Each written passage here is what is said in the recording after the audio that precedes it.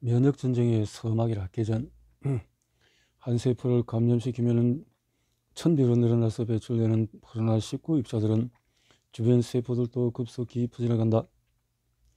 바이러스에 대비가 되어 있지 않았던 세포들은 제대로 저항하지 못하고 허무하게 점령당한다. 하지만 이 세포가 죽어가면서 분비한 인터페론 덕분에 주변의 세포들은 바이러스와 싸울 만반의 준비를 하게 된다. 그리고 인터페론의 신호를 듣고 위험이 벌어지고 있는 현장으로 몰려든 면역세포들은 바이러스 입자를 잡아서 먹고 염증을 일으키는 사이토카인을 분비한다. 이 염증 신호를 들은 면역세포들은 더 많이 몰려들고 더 많은 사이토카인을 분비한다. 염증은 강력한 화력의 십자보화처럼 감염이 진행되는 지역을 초토화시킨다. 본격적인 면역전쟁이 시작이 된 것이다. 타인의 비말에 숨어서 호흡기로 들어온 코로나19는 희박한 확률을 뚫고 감염을 성공시켜야 하지만 일단 하나의 세포라도 감염을 시켜서 정식에 성공을 하면 그 지역은 순식간에 감염의 교두보가 된다. 호흡기 상피 세포들은 밀집되어 있기 때문에 한 세포에서 배출된 바이러스는 즉시 이웃 세포를 감염시켜 나가기 때문이다.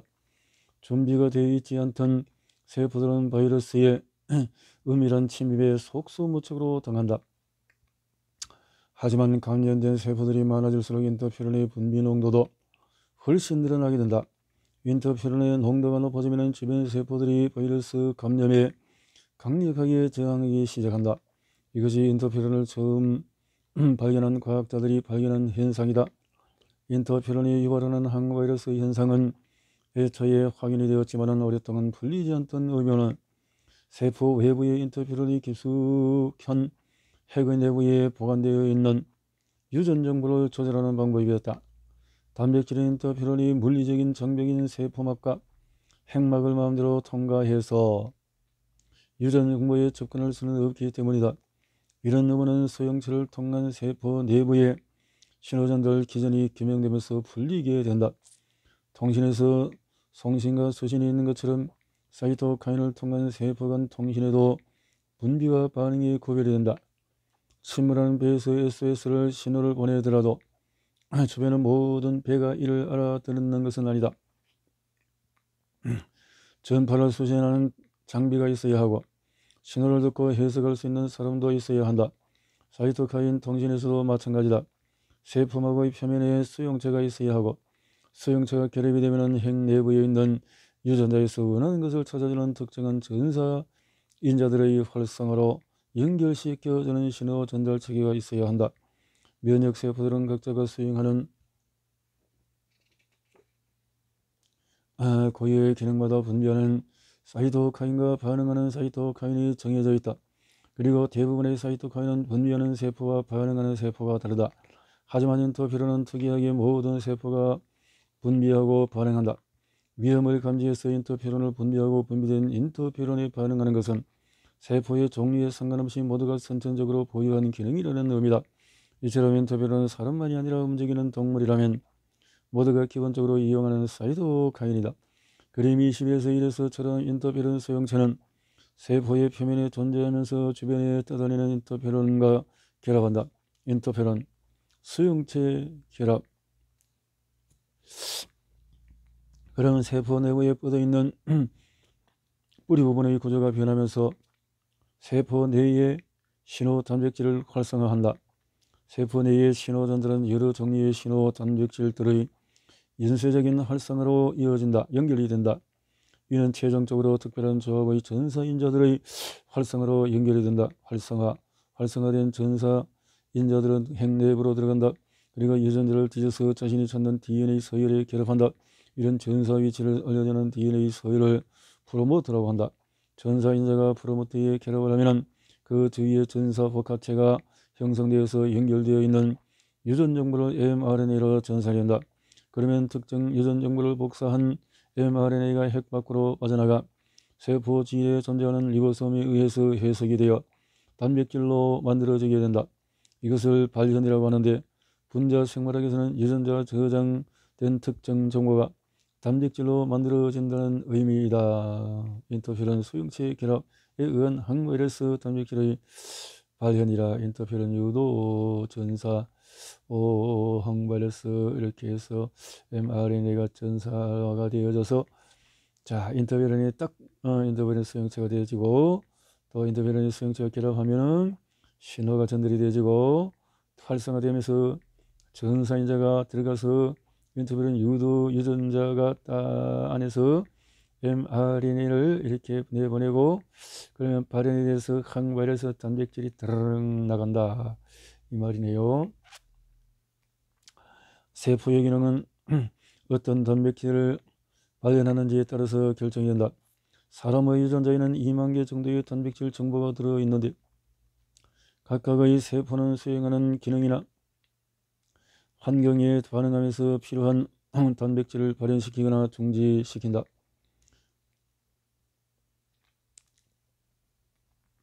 따라서 발현의 조약은 복잡한 유전자에서 필요한 정보가 있는 것을 찾아내는 전사인자다.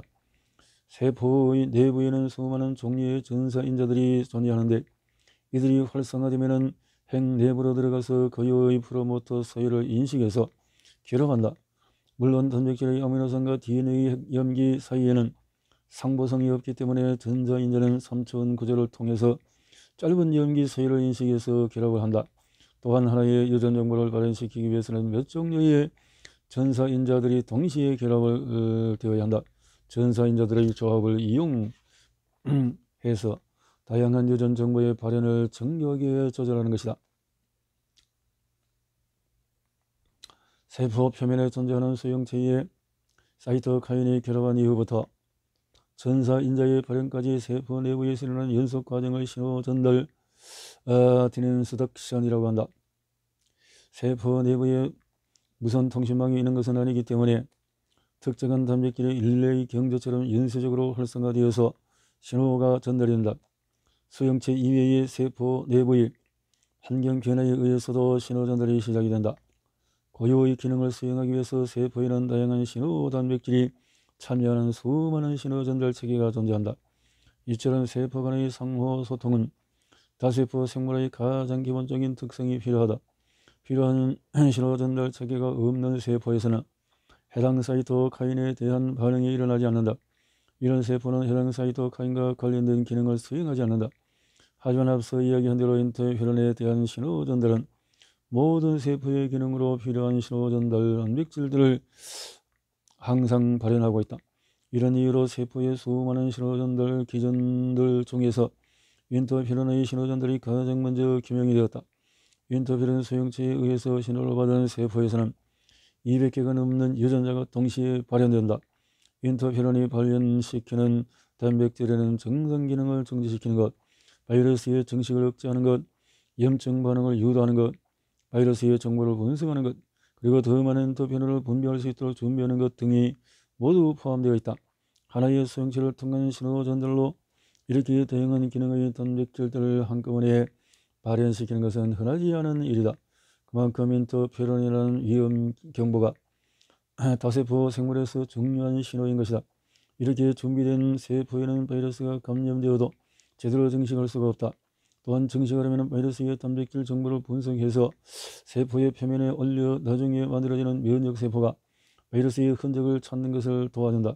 거기서 강화된 인터페론 분비 기전에 의해 더 많은 인터페론의 분비가 일어난다.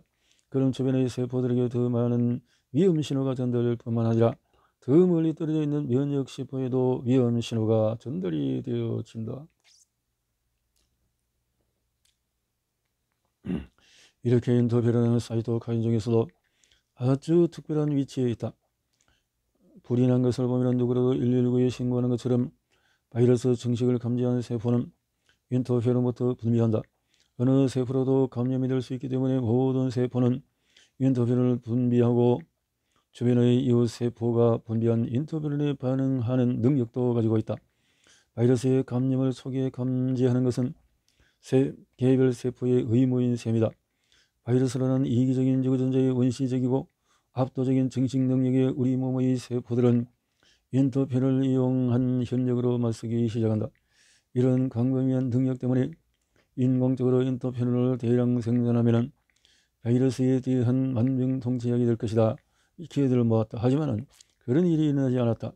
감염에 된 환자에게 인터페론을 투여해도 바이러스가 제대로 억제되지 않았고 오히려 독감에 걸린 것보다도 더 그렇구나. 심각한 열과 몸살이 부작용으로 나타났다. 현재 인터페론은 제한적인 상황에서 조심스럽게 사용되고 있다.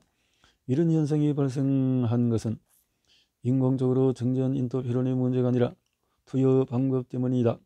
면역에서 인터페론은 위험지역에서 집중적으로 분비되어 작용하는데 이것을 무시하고 전신 투여하면 부작용이 심해지는 것이다.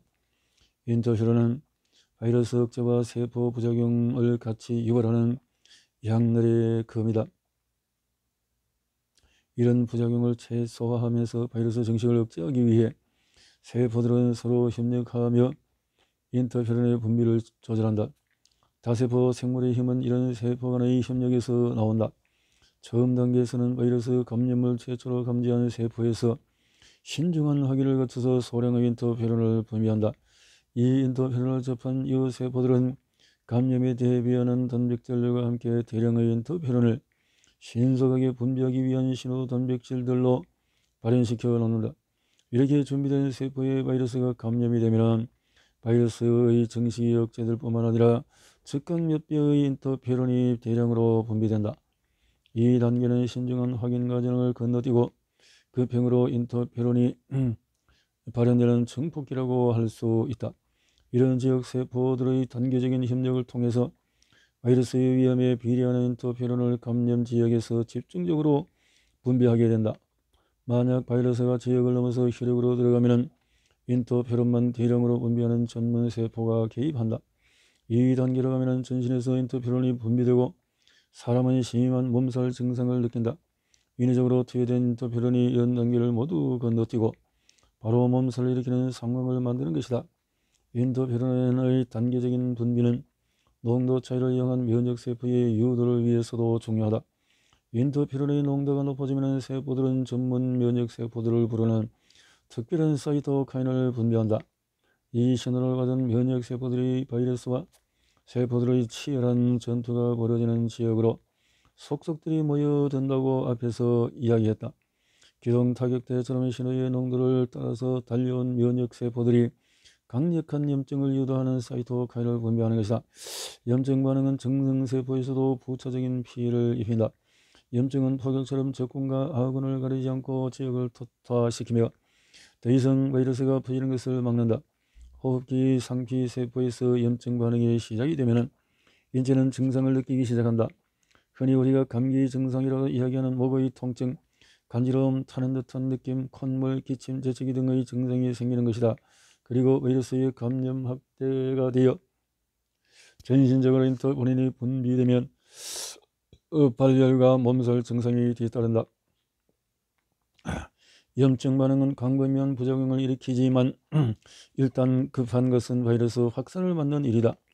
이렇게 피해를 감수하고 염증 반응이 일어나는 동안에 항체를 만들기 위한 면역세포들이 해당 지역으로 모여든다. 이처럼 인터페론은 면역 시스템의 작동 스위치인 셈이다. 코로나19의 초기 증상은 열, 기침, 인후통, 몸살 등으로 다른 감기와 비슷하다. 하지만 감염자의 80%에서 발열 증상이 나타나며 마른 계짐이 흔하다. 그리고 냄새와 맛을 느끼지 못하는 증상이 생기는 경우도 있다. 이는 최초 감염 지역의 특성 때문이다. 비말, 바이러스에 오염된 침방울이라.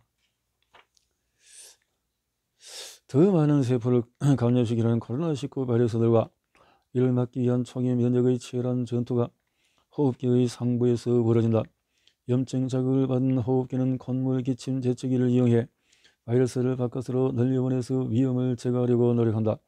이 과정에서 싱싱한 코로나19에 오염된 비말들이 대량으로 주변에 뿌려진다. 이 치명적인 비말들은 새로운 희생자를 찾아 주변 공기 속을 다시 떠돌기 시작한다. 특히 코로나19가 팬데믹을 일으키는 가장 큰 원인은 염증이 없는 감염의 초기 단계부터 오염된 비말을 만들어내기 시작한다는 것이다.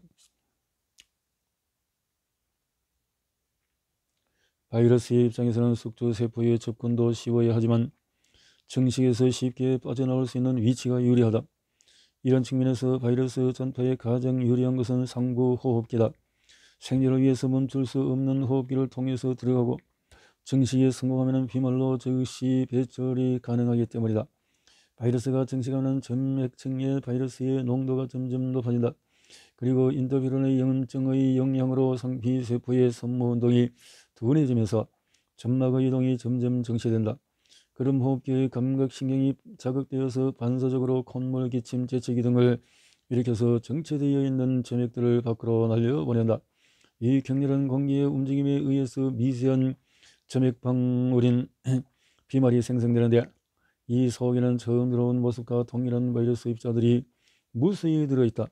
무생물 입자인 바이러스는 이렇게 숙주의 자극 반응을 이용해 다른 숙주를 찾는 기회를 만든다. 감염자 주변에서 바이러스로 오염된 비말이 계속 생성되는 것이다. 호흡기 바이러스들의 가장 흔한 전파 기전이다. 하지만 코로나19의 높은 전파력은 자각 증상이 뚜렷한 기침과 재채기만으로 전부 설명되지 않는다. 코로나19의 사촌인 사스의 경우는 증상이 중증으로 진행되고 나서야 호흡기 점막의 바이러스 농도가 충분히 높아지기 시작하였다. 따라서 감염자가 병원에 입원한 뒤에 감염성 비말이 배출되는 경우가 대부분이었고 일상생활에서는 전파가 거의 일어나지 않았다. 하지만 코로나19의 경우는 감염 초기부터 코와 목구멍의 점막에서 많은 바이러스가 배출이 된다. 특히 많은 바이러스가 배출되는 상황인데도 염증 반응이 유도되지 않는 경우는 무증상 전파자가 된다. 이 상황이 코로나19의 방역을 어렵게 만드는 가장 중요한 특징이다. 귀신도 없는 무증상 상태에서 감염성 비말이 어떻게 형성되는지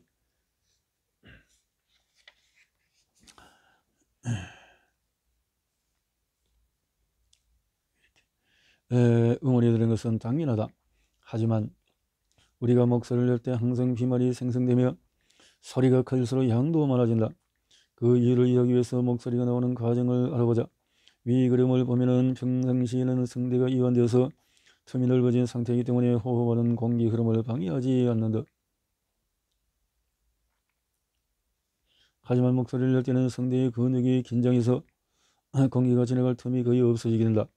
이 좁은 틈 사이로 지나가는 공기는 흐름이 빨라지면서 성대를 떨게 만들고 그 떨림이 목소리가 된다. 이렇게 성대가 떨리거나 점막 위로 공기가 빠르게 지나가면 비말이 생성이 된다. 일정한 양의 공기가 좁은 지점을 통과할 때 속도가 빨라지는 것을 베르누이 원리라고 한다. 이것은 비행기도 띄우는 강력한 힘이다. 그림 22처럼 표면에 빨대로 공기를 불면 물방울이 뿜어져 나간다.